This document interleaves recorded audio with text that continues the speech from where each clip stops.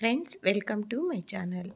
మనం ఈరోజు ప్రిపేర్ చేసేటువంటి ఈ సొరకాయ రెసిపీ అందరికీ నచ్చే తీరుతుంది. సాయంత్రం టైంలో మనం ఎక్కువగా స్నాక్స్ ప్రిపేర్ చేస్తూ ఉంటాము. అలా ప్రిపేర్ చేసుకునేటువంటి స్నాక్స్ ఈ సొరకాయతో ప్రిపేర్ చేసుకోవచ్చు. వీడియో ఎండింగ్ వరకు స్కిప్ చేయకుండా చూసి దయచేసి లైక్ చేసి సబ్స్క్రైబ్ చేసుకోగలరు. ఇలా సొరకాయని మనము తీసుకొని పీల్ తీసిన తర్వాత మొత్తం దాన్ని తురుముకోవాలి. అదేవిధంగా ఒక సొరకాయకి తగినన్ని పచ్చిమిరపకాయలు టేస్ట్ని బట్టి కారానికి క్రిస్టల్ సాల్ట్తోని పేస్ట్ చేసుకోవాలి. సొరకాయను తురిమితే ఒక కప్పు తురుము వచ్చేసింది. దీనికి అదే కప్పు క్వాంటిటీతో బియ్యం పిండి తీసుకోవాలి. ఇలా సొరకాయతో ఎన్నో రకాల రెసిపీస్ ప్రిపేర్ చేసుకోవచ్చు. ఒక గంట ముందు నానబెట్టినటువంటి మంచి శనగపప్పు అంటే శనగపప్పుని ఇందులో మనము యాడ్ చేసుకోవాలి.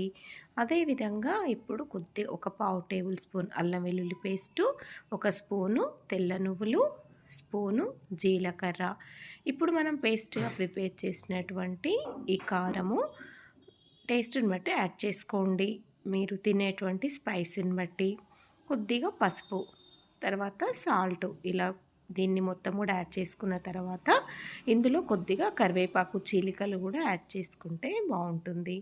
ఈ పిండిని మొత్తం కూడా ఈ సొరకాయ గుజ్జులో ఉన్నటువంటి ఆ వాటరే దీన్ని మొత్తం కూడా పట్టేస్తుంది. ఇంకా వాటర్ అడిషనల్గా యాడ్ చేయవలసిన అవసరం లేదన్నమాట. సో దీంతోనే మొత్తం కూడా పిండి అంతా కలుపుకోవచ్చు.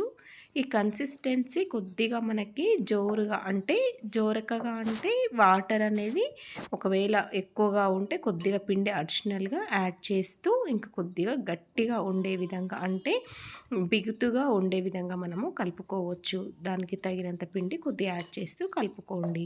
ఇలా దీనిని కలిపిన తర్వాత ఈ కన్సిస్టెన్సీ మొత్తం కూడా ముద్దలాగా తయారైపోయింది. ఇలా మనకి సొరకాయ అనేది వాటర్ కంటెంట్ కాబట్టి మనము ఇలా రోల్స్ లాగా ప్రిపేర్ చేసుకొని అదే మనము అప్పడాలాగా అంటే మనం వీటిని ఇట్లా ప్రెస్ చేసినప్పుడు ఒకవేళ మనకి ఎక్కువగా లూజ్గా అనిపిస్తే అప్పుడు కొద్దిగా పిండి యాడ్ చేసుకోవచ్చు. ఇలా ముందు రోల్గా ప్రిపేర్ చేసి వీటిని పక్కన ఉంచుకోవాలి.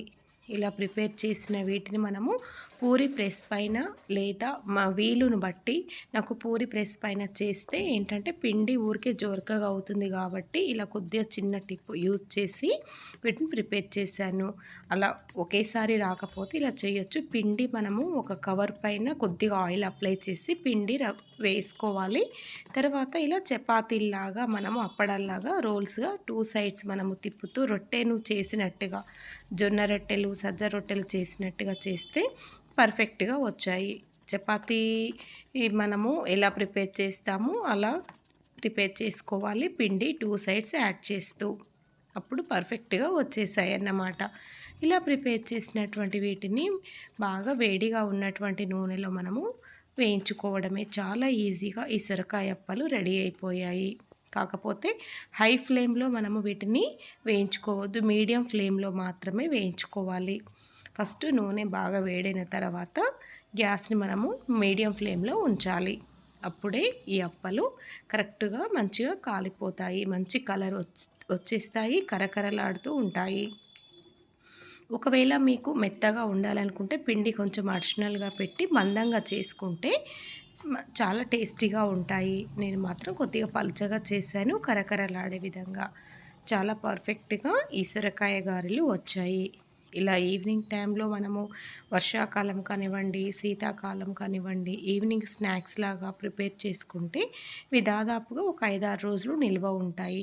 కాకపోతే నేను ఆనియన్ యాడ్ చేయలేదు, అది ఇష్టము. ఆనియన్ యాడ్ చేస్తే మెత్తగా అయిపోతాయి, కొద్దిగా స్మెల్ 2-3 రోజుల తర్వాత స్మెల్ వచ్చేస్తాయి కాబట్టి యాడ్ చేయలేదు. ఇలా మనము చెక్కలుగా ప్రిపేర్ చేసుకునేటువంటి ఈ సొరకాయ రెసిపీ అందరికీ నచ్చుతుంది. మీరు వీలుంటే పిండి యాడ్ చేయకుండా ఇంకా కొద్దిగా పిండి మనము ప్రిపేర్ చేసే ముందు యాడ్ చేసినా సరిపోతుంది. ఫ్రెండ్స్, మీకు ఈ వీడియో నచ్చితే please do like, share, subscribe.